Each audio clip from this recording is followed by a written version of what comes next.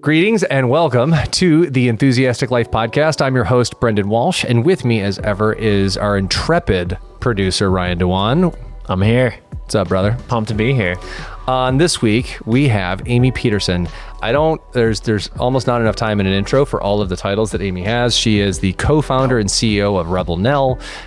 She founded the Congregation and Rectory, community spaces, restaurants, coffee shops in Detroit. And she's a public speaker. She's an entrepreneur. She's a former corporate counsel for the Detroit Tigers. She's just a powerhouse and just a fascinating story about how she wanted to get into sports and then how she pivoted from there to being an entrepreneur and not only started a business, but started a mission-based business that helped women in need at their most troubled times, and how she's grown that, how she's expanded that in the community. It's really cool. I love hearing someone that has a story that's like such a singular vision that they just know, from like the age of like 12 or whatever, that they want to be something, like the first woman GM of baseball. And the level of determination and persistency. Yeah. It's so cool. Maybe, in a good way, I'm like a little bit jealous of that, because just to have like that much narrow like vision and focus probably also makes your decisions in life that much easier, because you're like, it's almost binary. It's like, does this get me closer to being the next GM of the Tigers? Yes, no. Okay, I'm not going to do it. She even talked about that at the very end of our conversation. Yeah. Of like, she wakes up at night thinking about, does this get me one step closer to that goal and vision she has? I know. And then I know this is like a hard left turn, but like Thursday house nights. Oh, come on. I want to go. Right? Yeah, we got to put that on the Thursday calendar. house nights at the Congregation, man. Yeah. In the summer. I know. And anybody wants to come with us. Yes. Have a podcast outing. Also on the Rebel Nell side of things, I really loved her story of how she was running and found a piece of graffiti on the ground on the Dequindre Cut, and the piece of graffiti made her think of just like a real true representation of Detroit, all the different layers that were in it and the art, but also like the history and the different timings of that. It reminded me of a previous pod please remind me the name, when they cut down the tree and saw the roots. Seth Krupp, Dr. Krupp. We saved the slice of the tree and put yes, it. Yeah. Yes. And you're talking about like how cool to Points see. of history. Yes. And that's what the piece of graffiti reminded me of in a way. And then to turn that into jewelry is just like so creative.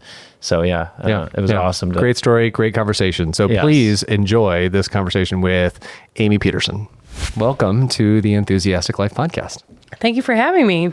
Do you mind introducing yourself to our audience? Sure. My name is Amy Peterson. I am the co-founder and CEO of Rebel Nell, co-founder of the Congregation, and co-founder of the Rectory, Detroit. And can you share a little bit about those three entities? Happy to. So the Congregation, let me start with, Rebel Nell. It's been around 13 years. It's a social impact business here in Detroit. We provide employment for women who are transitioning out of shelters, and we make meaningful gifts and jewelry by repurposing existing material that has some substantial meaning behind it. The Congregation is a community space in the Boston Edison neighborhood. It was an abandoned church that's now a coffee place, a cafe, if you will, that really draws upon community and creating connections in a safe space. And then our newly opened rectory is a pizza place really adjacent to the Congregation.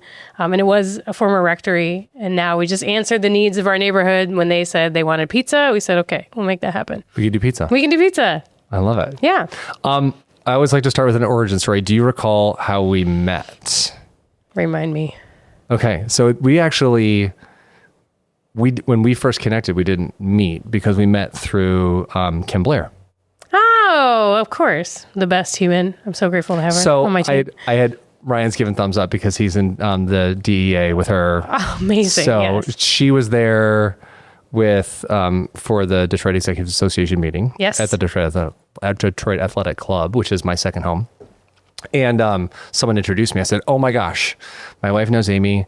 I want to get Amy on my podcast. It would be amazing. And so she helped She's amazing. And encourage her also to pursue her stand-up career. So I did not know there was a stand-up That's career. what we were talking about today in our team meeting. She's like, I want to do it. I said, go for it. You should. Isn't there a stand-up thing right in the old is. Second City? Yes. Yeah. And there's one out at Ridley's too at Ferndale. I feel like do you know Ashok Shivanan? I feel like he had done that. Yes. And his fiance did it too, Amanda. Yeah. So I just saw them. That's how Detroit is such a small world. It's right. It's like the biggest, smallest big town in It so is. Yeah. And then obviously I had heard your name through Todd Hohauser, and then I had met Antonio, your husband, years ago. So I didn't even know you guys were married though. So it was strange. I think that happens more than you would imagine. People they know us individually, but don't, because we're rarely together. We're just so crazy independent, running all sorts of different places. But he's great. So tell me how you go. So your background's as a corporate attorney. It was, yes. It was, right? And you were with a beloved sports franchise in the city of Detroit, the Detroit Tigers. And tell me how you go from safe corporate attorney world to saying, I want to start an impact-driven organization like this. Yeah. I never really thought entrepreneurship was going to be part of my story. Although now it makes total sense. I love being an entrepreneur. But I was going to be the first female general manager of a Major League Baseball team. I was locked in. So that was the goal. That was the goal. And that goal started at 14. So tell me about that. Baseball was a love of mine that I had with my dad and my grandpa. We had a small minor league team in my hometown in Jamestown, New York. And what was that? Can we shout out? Sure, absolutely. Well, they are the Jamestown Tarp Skunks. Tarp Skunks. Yes. See, these are why we ask these questions. This is why minor league baseball teams don't have the best names. I mean, my favorite still, no shade on the Tarp Skunks, I love them. But the Montgomery Biscuits, I mean, that's it's such a good name. But I want to know what the heck a tarp skunk okay. is. We're gonna get there. I totally think this podcast is gonna be more than 30 minutes because That's fine. I'm ready. I'm here for it. They used to be they were the Jamestown Expos. They were an affiliate of the Montreal team, and then they were the Jamestown Jammers when I was a kid. Then that evolved, and now it's the Tarp Skunks. So legend has it, there was a family of skunks who lived in the tarp, roll up the tarp. Okay. And so that's just where they live. So when one time, rumor has it, they rolled out the tarp during a rain delay, and the skunks went in by the, visitors dugout. And sprayed them. Allegedly. Yes. The tarp skunks. The tarp skunks, the Jamestown tarp skunks. I love it. Yes. Okay. So your early love of baseball. Yeah. Started at 14. And that was I just wanted to be, I learned to love the game itself. So the small little town, small little team, while the rest of the kids were running around the ballpark because everyone just kind of ran around, I learned to score the game. And I loved that. I would sit there with my grandpa and I would score the game. And I appreciated the game itself, the strategy behind it. And I thought, well, has there ever been a woman who's been on the baseball player acquisition side? There hadn't. So I really locked in. I love a good challenge. And I said, okay, that's what I want to do. I went to college, I went to law school, I went to business school, not necessarily because I wanted all those degrees, but I wanted it to be able to have a well-rounded brain to be able to compete on what was the no girls allowed side of baseball at the time, right? Sure. There was, no one had done it. So I just wanted the knowledge more than I really had a passion for law school or passion for the law. And then I applied to work for every team in baseball except the Yankees. I just couldn't in good conscience. I just don't like them. And we love you for that. Yeah. I grew up with, a lot of, I guess, energy against every team or energy against the Yankees. And so long story short, I was in business school. I had so many people tell me that working in sports was not what I could do. And I had a guy in business school, I'll never forget. He was going to be my mentor. I was so pumped to meet this guy. had my resumes ready. I was in like a suit. He owned a bunch of minor league teams. And I approached him and told him my dream. I wanted to be the first female GM of a Major League Baseball team. And he paused and he just laughed out loud in like a room full of people. And he's like, honey, your best bet is to marry a player. And I was like, gut punched. Not because Come on. facts, like all of it. And so it wasn't that I would always face that adversity, but this was a guy that my business partner my business professor had introduced me to with the real hopes that this guy would take me under his wing. And that wasn't the case. But nonetheless, I'm grateful to that man because I went back to my tiny, like shoebox size apartment in Boston and just I was applying to everybody. I was like, I'll show him. Yeah. And for every rejection letter I got, I would send 3 more out. And this was like wanting to be an intern. Ultimately, that's what brought me here. And I have 3 rejection letters from the Tigers before I got the opportunity to come here. And no joke, I have rejection from almost every team in baseball. And it does show my age because they came on the letterhead. Sure. Do you have? I still have them. I always dreamed I would own a house one day and I would put them up as like a little bathroom that I would just like do the wallpaper of the thanks but no thanks. I haven't done it yet, but so that's ultimately what brought me here is an internship. Tell me about that. I mean, because that's very unique. Most people get 1 no. Oh, yeah. And they're done. Yeah. Right? You got 3 no's, applied again, and they said, yeah. I mean, what was it at that point? Was it that one guy? Well, I mean, what else? I mean, what drives one to say, there aren't enough no's in the world, I'm going to get this? Yeah, I'm certainly a persistent human. With the Tigers in particular, I probably have 3 or 4 from every team, but they're the ones that finally got the opportunity. But I would, and I'm not saying I want to like encourage people to lie, but but I knew I wasn't from Detroit where I was living. There was not a Major League Baseball team. Baseball teams are notoriously cheap, right? They're not, they can get talent in their hometown. So unless you're really in the C-suite, they're not really looking to move people. So I was like, okay, I'm going to take a different approach. I got an interview, and most of the other interviews had always been on the phone, if I even made it that far. So I said, not this time. I'm going to show up. So I started doing that. I would get the interview for the phone interview, say, you know what, by the way, turns out I'm going to be in town. Why don't we make face-to-face? So I spent money that I did not have, like going to Atlanta, I can't remember the other city I went to, just to get that. And I did the same thing here. And I said, I'm going to be in town. And I drove here.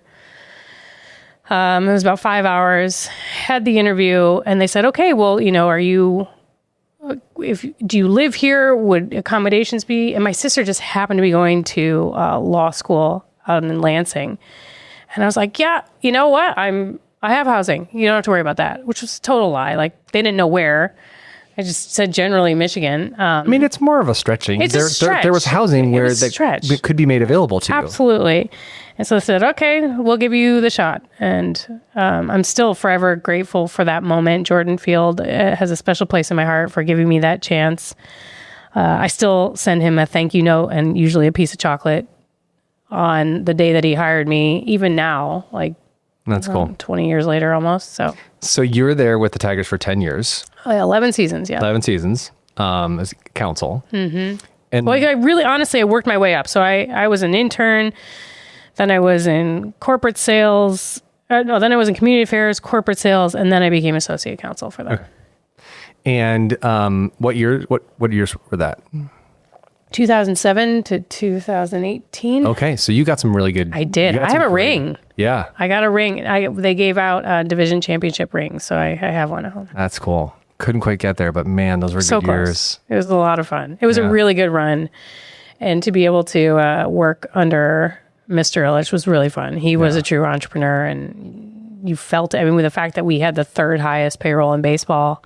Yeah. When I was there, it was a blast. You just never knew what was going to come from the winter meetings when. Just like on your toes, like what's. Oh, you had no idea. Just be ready. Yeah, it was really fun. So cool. So then tell me where does the idea of Rebel Nell come from? So as I grew there, and I was also living in downtown Detroit, right off Woodward, Woodward and Peterborough, right by Cots, which is a well-known shelter here in the city. And my life was work. I was working 24/7. I had an apartment over there, and so I would walk home from the games, got to know the women, hear their stories. I also had kind of reached a plateau in my own career development over there. There were a lot of roadblocks, particularly being a woman in the industry in general, but I certainly felt it a lot too in my role. And then I think the third piece of the puzzle that deserves as much attention is the fact that the city itself was in bankruptcy right around this time. So it was 2012, 2013. And, I was so grateful to the city for giving me a chance at my dream. So the idea for Rebel Nell came I got to know these women because I was working so much. They were my friends. When I would walk my dog, I got to know their stories, their history, put that in parallel with me feeling a little frustrated at work, wanting more support. It's like, screw it. I'm going to start a company dedicated to uplifting and empowering women, because again, the city was also like the resources were visibly disappearing that were there. So that was really how Rebel Nell came to be. It was just more of a passion project. They say, and so many people in Detroit too, like everyone's got a side hustle. That was just my side hustle. I was never really going to leave sports. This was just like my way of helping out the city that had given me a chance at my dream.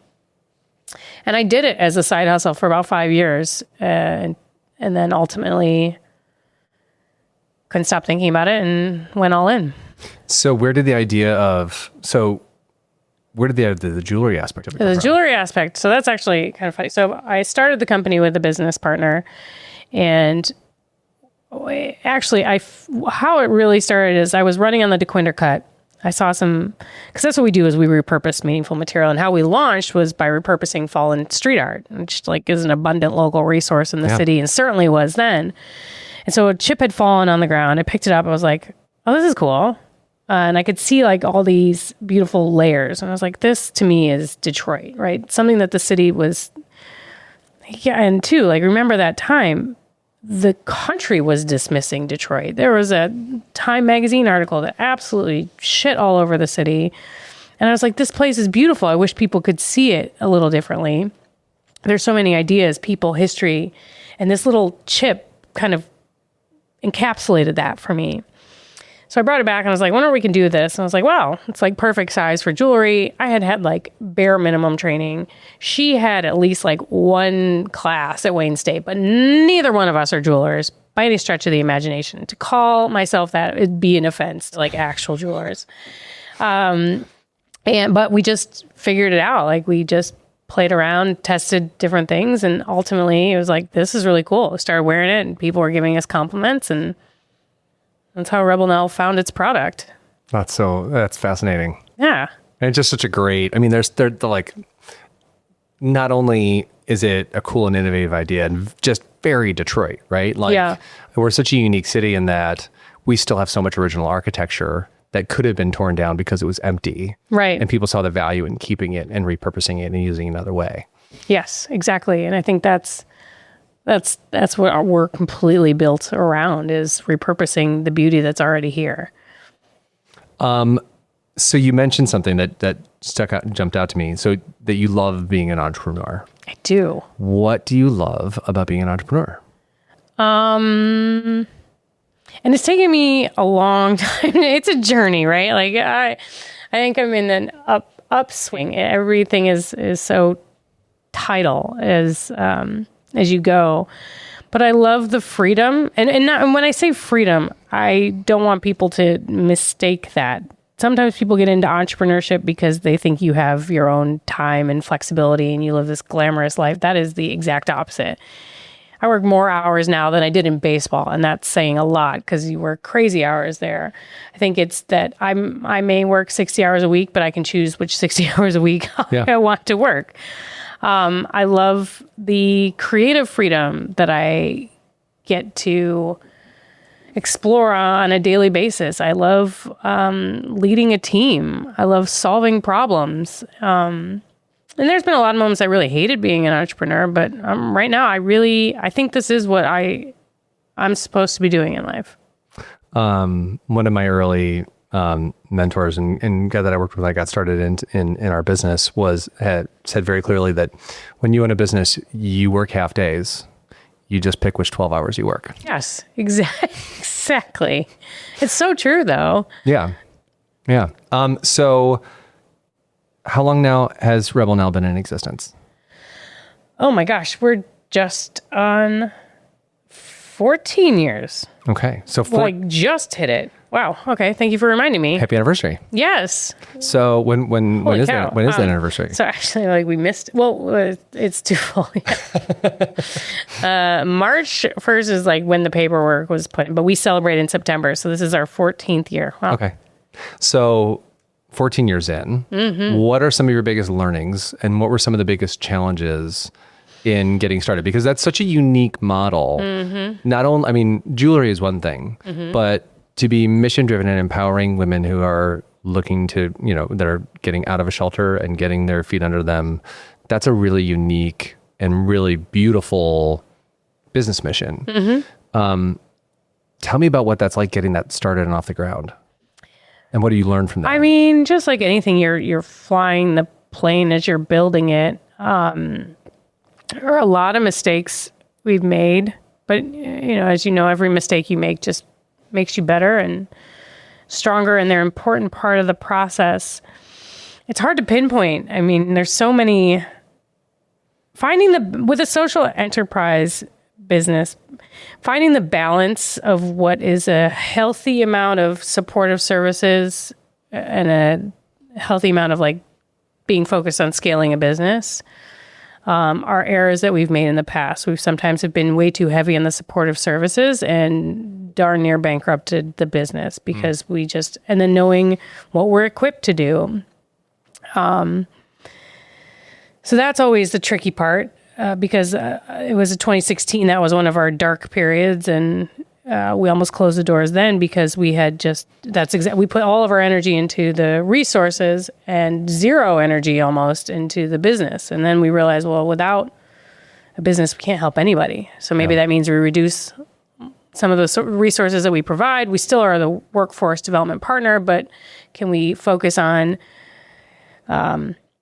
making sure they understand finance? We just had to really kind of narrow our scope a little bit and work more closely with our shelter partners because they still had a good relationship with them. So yeah, that I think has been a learning curve. Obviously, getting an accountant early is one thing I always recommend. And a good one. And yes, because entrepreneurs, we think we can do it, but inevitably you're going to pay someone to fix all your mistakes that you made down the road. So start off early with that. I don't know. There's been so many things. If you've been around 13, 14 years, or at least even 10, I think, entrepreneurs, they've been to hell and back at least 2 or 3 times. It's a roller coaster. It is a roller coaster. Yeah. One that we're sick and perverse to love a little bit. We are like masochists. Right? Wild. It is not for the faint of heart, but yeah. Yeah. Tell me a little bit about, so what are some of the coolest projects that you've worked on at Rebel Nell? Oh my gosh, there's so many. Because I have to say, I am and I told you this when you walked in, that I had such a missed opportunity to not wear them. But I have a pair, and I cherish them dearly. I have a pair of cufflinks that have paint from Joe Louis Arena. There you go. And I might start crying. I started going to Joe Louis Arena with my dad when I was 4 years old. And it is I am going to start crying, critical part of my youth that I was just going to Joe Louis with my dad. Right. And going to dinner beforehand, him driving the wrong way down one-way streets because he wanted to get there faster and we were always late. And so the fact that I have these exactly is it's so cool. So, but tell me thank you for those. No, thank you for sharing, because that's exactly what lights me up. That's exactly what we do, right? Is preserving those memories through something you can wear. And the Joe Louis without question. I mean, even just how that all happened, because we were, How did that happen? And for those that don't Yeah. know, can you share it? yeah. So we were heavy into graffiti. That was our thing. And that's what we launched. And that's all we really did. We just were coming up with different shapes and sizes and, and then one day I was driving. At that point in time, we were housed at Pony Ride, a place over in Southwest or kind of off Corktown. Anyway, and they were just started like roping off the Joe. They were going to start demoing it. And I think they had just started like initial teardown. And I was like, and the streets were covered with red paint chips. And I mean, covered. And I was like, this is a gold mine. Yeah. So I ran to the workshop. I grabbed a broom and a box and I just swept it all up. You didn't have to ask anybody for this. I just did it. Yeah. I'm sure that, they would have preferred I asked. But it was all going in the trash. They weren't, but maybe that the fact that I was that close to a construction site. But nonetheless, I just quickly swept it all up in a box. And I was like, oh my gosh, this is amazing. This is so cool. And I called the Red Wings and I said, I got an idea. Your fans are going to want to still own a piece of this. It's about to come down. So we partnered with the Red Wings Foundation. And that still is like in my mind, that's the one we're always chasing. It was really successful financially, but it launched us into a different stratosphere of who we are and what we do. It brought on so many other cool collabs that I'm forever grateful for that one. So that's certainly one of my favorites. The Dugout from Comerica has a special place in my heart. I really loved, although it wasn't like as hugely successful financially, it was really special, I thought, to do it was our collaboration with Motown, repurposing these red heart-shaped albums that Berry Gordy made in honor of his father. Oh my goodness. That they found at the basement of when they were doing renovations. And that's our sweet spot too, is like if it's museum quality, we don't want it. But we take the stuff that has meaning, but they don't know what to do with it. So I loved that one. The Detroit Zoo water tower was shockingly huge. Oh, I didn't realize. Oh, yeah, when they changed, because it had been the same. Man, I underestimated people's love for the water tower or the zoo in general. And everyone sees that water tower like throughout their life. It's Like childhood I remember, for them. yeah, I remember It's being a multiple kid generations. riding in the car, Yes. and back when you didn't have a phone to look at, you were like looking by, and you always that was that benchmark of almost home because there's the water tower. Yep, and in that purple parade of animals that they had is what I got. This is actually kind of Coleman a funny Young story. mayor. Yes. For my lifetime. Yes. Right. Didn't change no matter who was in mayor. But they gave us that. But this is a funny story of like things that you can't plan for.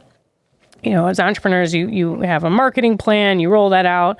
We were pretty close to the finish line with the zoo. We had already baked it into our marketing strategy, and we're really tiny team. Like we are nimble, but it's hard to. Anyway, so we had this locked in that we were going to launch, and all we needed to do was to go pick up the remaining material. So I was scheduled with the zoo. I was like, hey, can we come out and get the stuff? And they said, no, we got a little bit of a problem. I said, what do you mean we've got a problem? Construction delayed. We can wait a week or two. It's not that big a deal. They're like, no, falcons have nested. And I said, oh my gosh, okay, well, what does that mean? They're like, it means we don't touch it till they leave. True to the zoo's form, like they put animals first. So we had to wait like a year and a half until the falcons are living up on. Yeah. Didn't see that coming. Like, the SWOT analysis did not have falcons throwing up my jeweler business, but I love that story because, it's just funny, but. Yeah, that's wild. That's a pivot I didn't see coming. Yeah. Oh, not part of that year's plan anymore. No. And then are you just checking in? You're like, so how are the falcons doing? The whole family good? Okay, good. Yeah. Still there? Mm-hmm. Can we scare them off? Yep. Is there a bigger bird we can bring in? Exactly. So we just waited and waited it out. Mm-hmm. And then I'm also curious with the mission-based side of it. Mm-hmm. What are some of the great wins that you've seen from that? I think for me, the biggest is we've hired 50 women out of the shelter to date, and not a single one has returned back into shelter living. So that's the statistic I'm most proud of. We are certainly a major stepping stone in their trajectory towards sustainability.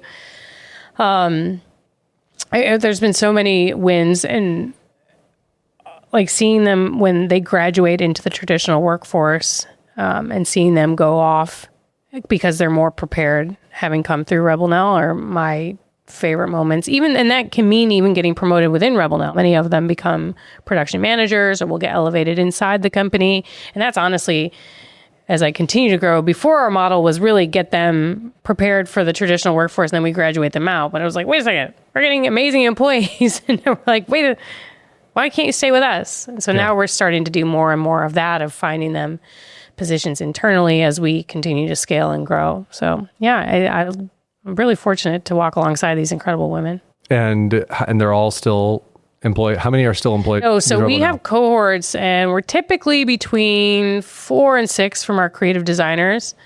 It depends on where we are seasonally, but then they'll graduate. A lot will still graduate and go off into other roles or other employers. So 14 years in, 12 years in, one business isn't enough. Tell me how the congregation came to be, because having been and patronized it, it's very cool. Thank you. The congregation came to be because that's our neighborhood. So we moved from downtown to Boston Edison neighborhood in 2014. It wasn't really on the radar of where people were going. At that point in time, people were starting to move into the city. So we moved to the neighborhood, and I loved my neighbor. Like, we had gone through a year there, and I was like, oh my gosh, I know my neighbors to the left and to the right, but I don't know my neighbors. And there was no place to gather. We didn't have like a hangout or a coffee shop, and there was an abandoned church really close to where we live. And I tried to figure out who owned the church, and to find out who owns an abandoned church in Detroit is quite difficult. Like, churches change hands pretty quickly. And they don't really keep the best documentation of it, especially if there was no formal title. Sometimes they just gift it over. So anyway, long story short, I used to handwrite notes and slide them under the door saying, I don't know who to call, but if anyone opens this, give me a call. We're interested. And then one day, that was going nowhere. And then one day I drove past the church and the doors were wide open. And I called my husband, and I had just had my son. He was maybe 8 weeks old. I had just returned back to work. It was, and there was no reason for me to go other than I felt this need to drive past past the church. And so I was like, the doors are wide open. I'm going in. I've got our son. He's like, can you just wait till I get there? I was like, absolutely not. I'm gone. Right. So I grab my son. We walk in with the carrier, and there's this really tall gentleman in there who was, I think it was maybe his second day on the job of real estate. And I said, hey, are they getting the congregation back together? Is it you just want these buildings to be used, right? In whatever capacity.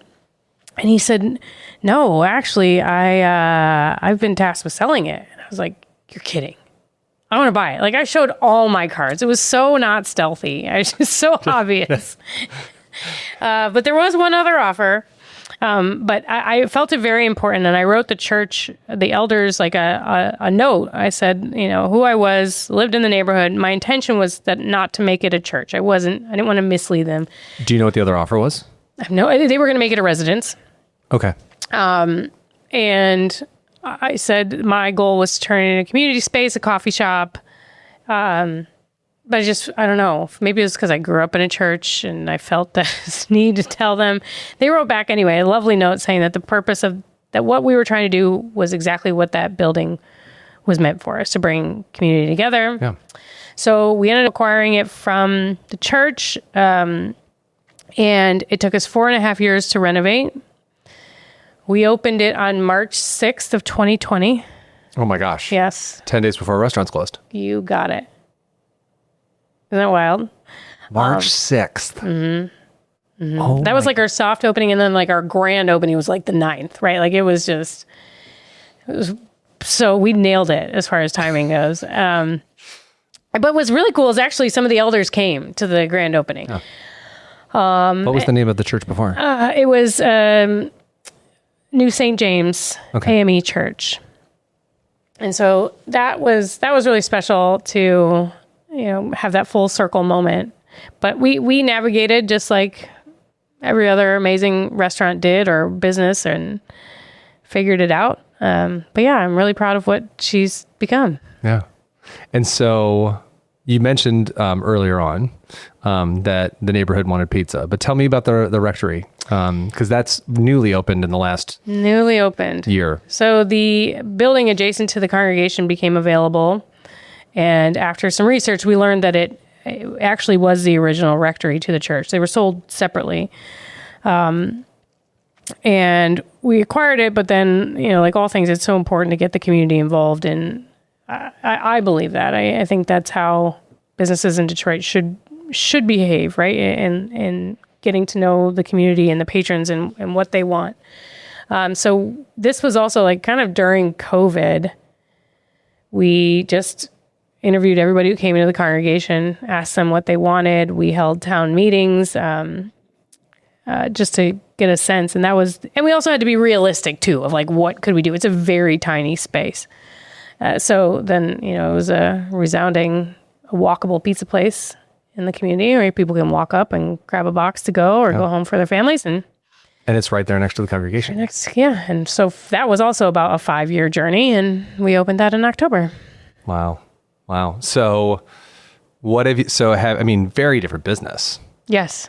So what have you learned? Were there things that you expected that were wrong? Like when you thought of the vision of opening a community space that serves coffee, food, drinks, and then a community gathering space, what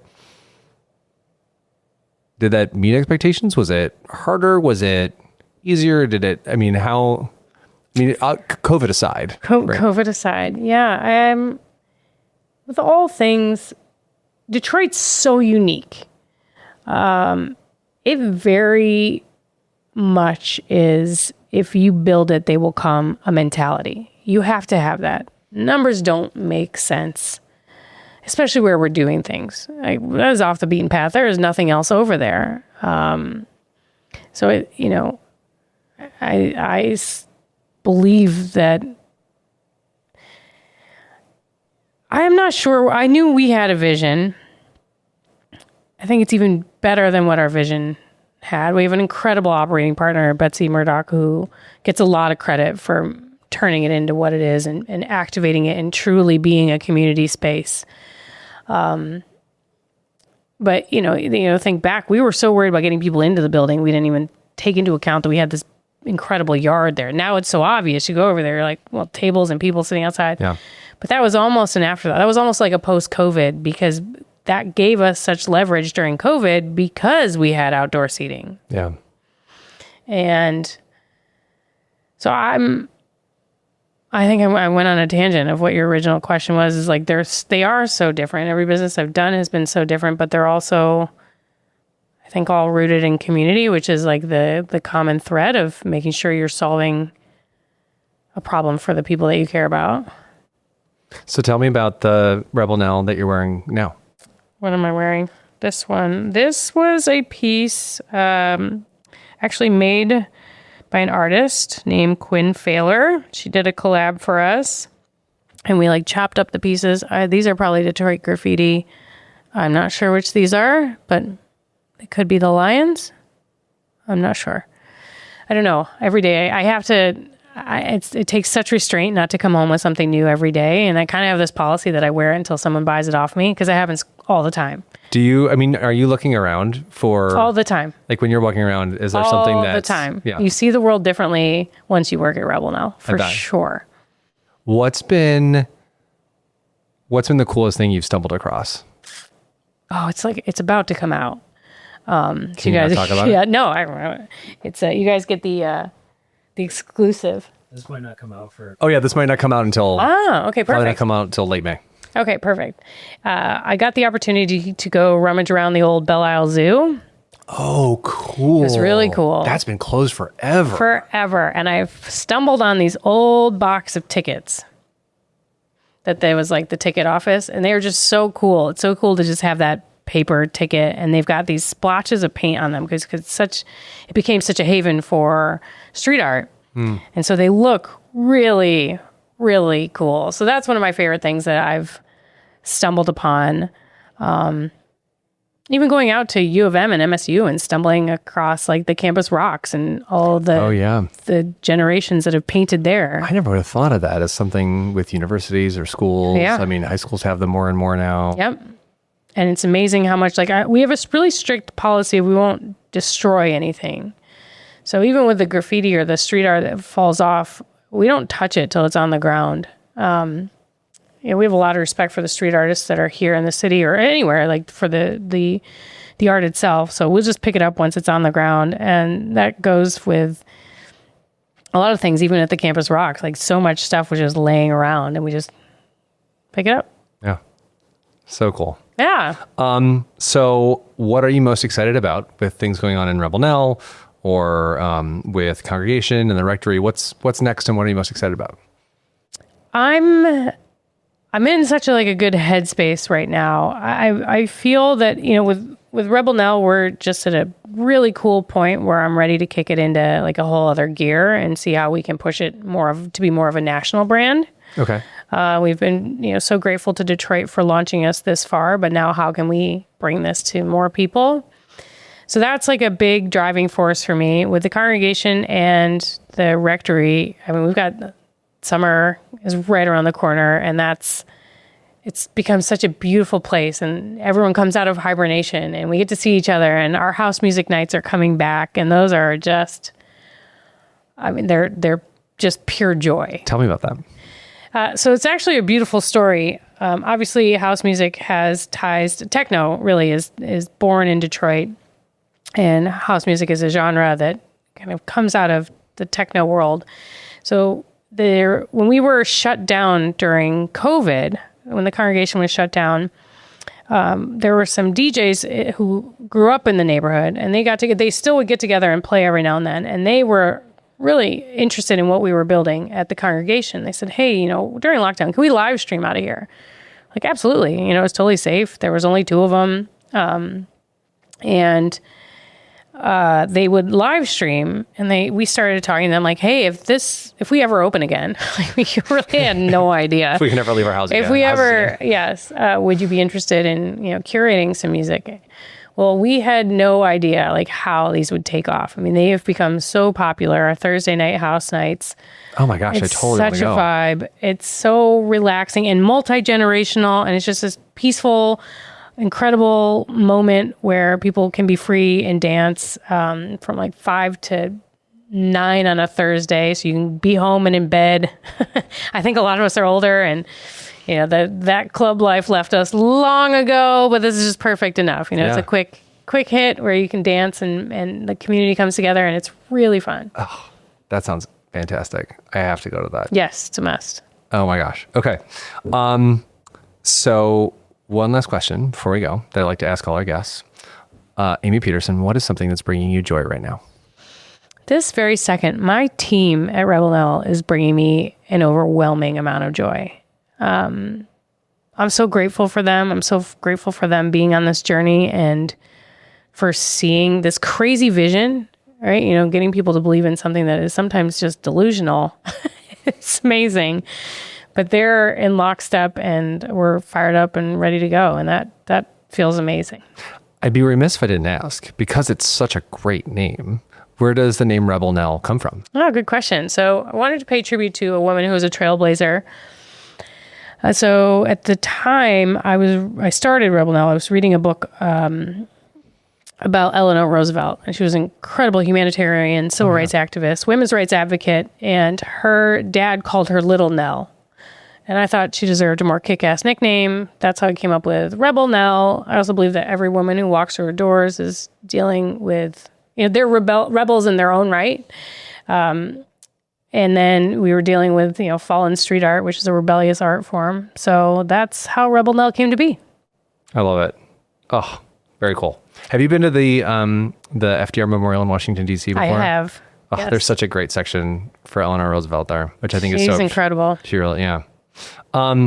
So if people wanted to find Rebel Nell, yes. Or follow you guys, where could they do that? Or support Rebel Nell in any way? How could they do that? Yeah, please follow us at Rebel Nell on Instagram, and our website is rebelnell.com. And you do public speaking and corporate public events. Yes. Oh yeah, we do lots of corporate gifting is a big because we give these perfect gifts, and we also create murals with your team as a way to do like a team building or a great activity at a networking event. Awesome. Yeah. Well, Amy, thank you so much for being here. This was just so much fun. Thank you for having me. Thank you so much to Amy Peterson for joining us on this episode. Just such a fun conversation, such an awesome human, and doing such important work with Rebel Nell and with Congregation and the Rectory. Just really, really such a joy to learn how she got to where she is, what she's learned along the way, and just really appreciate her joining us here on the Enthusiastic Life podcast. Again, if you want to check them out, please follow Rebel Nell on social media. You can follow Congregation and the Rectory there as well.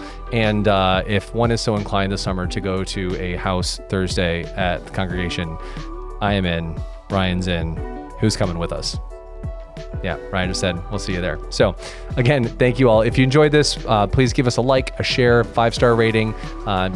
Text this to some friends in the group chat. Let them know what you think, and spread the enthusiastic word around the community. We'd really appreciate it. So thank you so much to everyone who listens. We're so grateful for this community that we're building, and look forward to seeing you back here next time.